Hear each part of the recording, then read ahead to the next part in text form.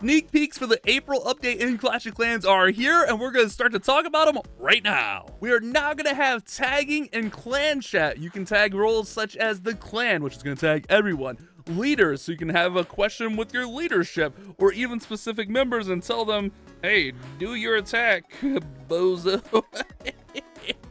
And that'll ping them and show up in chat just like that. Now, just in case you want to turn this off, because I can see some people maybe using this too much, or maybe you just don't want it in your notifications, you can go to settings, click on more settings, and then scroll down to notification settings, and you can turn clan chat tagging off. Just in case people are abusing this one or just using it too much, you can have that off so you're not getting tagged nonstop. Clan perks are actually getting a buff: donation limit, spell donation limit, and even siege donation limit. Yeah, we'll talk about that soon. But clan perks level 1 and 2, you'll be able to donate 6 troops, 1 siege, 1 spell. At level 3, as you see here, donation limit 8 troops, 1 spell. At levels 4 and 5, you can actually do 10 troops, 2 spells, 1 siege machine. I don't know why those are backwards in the chat. And levels 6 and 7, 20 troops, 2 spells, 2 siege machine donations. We'll talk about that next. Level 8, 30 troops, 3 spells, 2 siege machines. And then finally, level 9, you can do 9 and 10. You can do 50, 3, and 2. But 2 siege machine donations, huh? What's that all about? Well, when you request troops, you can actually request 2 different siege machines, or if you want, you can request 2 of the same siege machine, whatever you want in there, whatever combo. And I think this is for a couple reasons. I mean, I don't have clear notes on why this is done, but you're only going to be able to use 1 siege machine per attack, but you'll be able to select one of the 2 donated siege machines, which are on the left, or any 3 that you bring with you. And I think if you want to donate or request like 2 battle drills, maybe you're just using battle drills, this will make it so you don't have to like wait on that next donation. I think this could be especially useful for something like a flame flinger or the siege barracks, something that you can kind of go out with twice, especially if you're farming. Like having 2 siege barracks could be really useful. So now that we've used that one, we still have the other one available. I've made it to the end of attacks without like a stone slam or a battle drill opening up, and in that case the clan council troops would stay in there, and then you'd just be ready to roll without having to request again. That'd be pretty nice, right? So you're now able to get 2 siege machines in your clan castle. And in order to do this, you'll have to have the new level clan castle. We'll talk about that tomorrow, so make sure you guys subscribe and come back tomorrow for our next sneak peek. Another awesome feature is when you go to the war map, you can actually, instead of just starting a war, you can send a war sign up, so you can have people sign up if they want to be in war, and it'll automatically opt them into the next war spin. And speaking of those war spins, 35v35s and 45v45 wars are now enabled. I know for us here in Mad Ram, that's been a little bit of a thing. We've had to either like add 5 counts or delete 5 people that want to be in war. So I'm really happy to see that.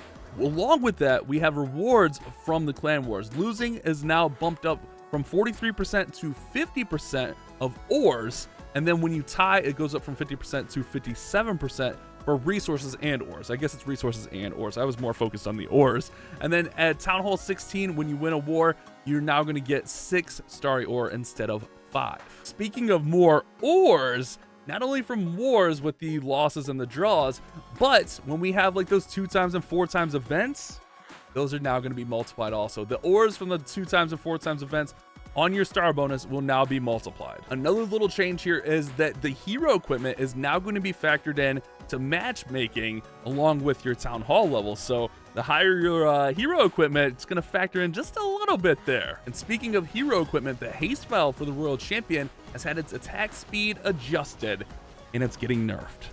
At level 9, it goes from 11 down to 10, 10 from 12 down to 11, and then at levels 11, 12, and 13 down to 13, levels 14 and 15 down to 14, and then level 16 down to 15, and then level 17 and 18 down to 16 increased speed percentage. So slowing her down a little bit on that haste vial. Man, that hog puppet's looking better and better, huh? And one final note about war: when you're selecting the members for war, it will show their last seen online time. So that'll be really useful if someone hasn't been on in a week.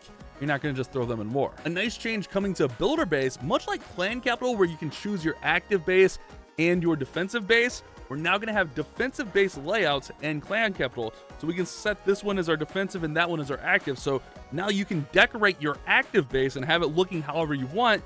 And then your defensive base you can have set up.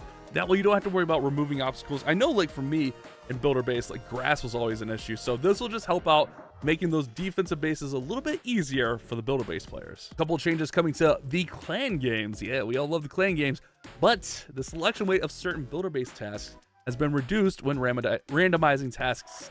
So I think we might see less builder base challenges, which those are the easiest way to complete clan games these days, right? And along with that, we're gonna have new tasks for winning battles using selected hero equipment. Now this will count as long as you have that selected hero equipment equipped, but even if you don't use the hero's ability, as long as it's equipped, it'll still count. The Warden's Fireball will now damage air and ground. Previously, it was only targeting the ground things, but now, look at that.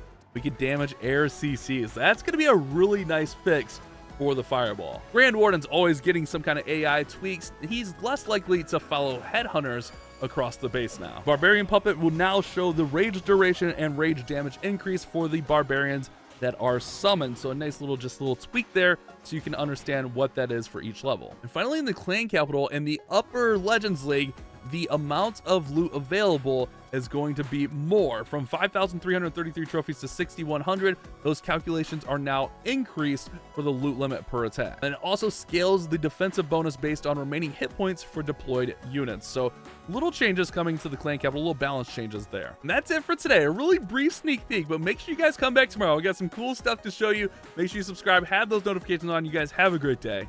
Fun Clash bashing.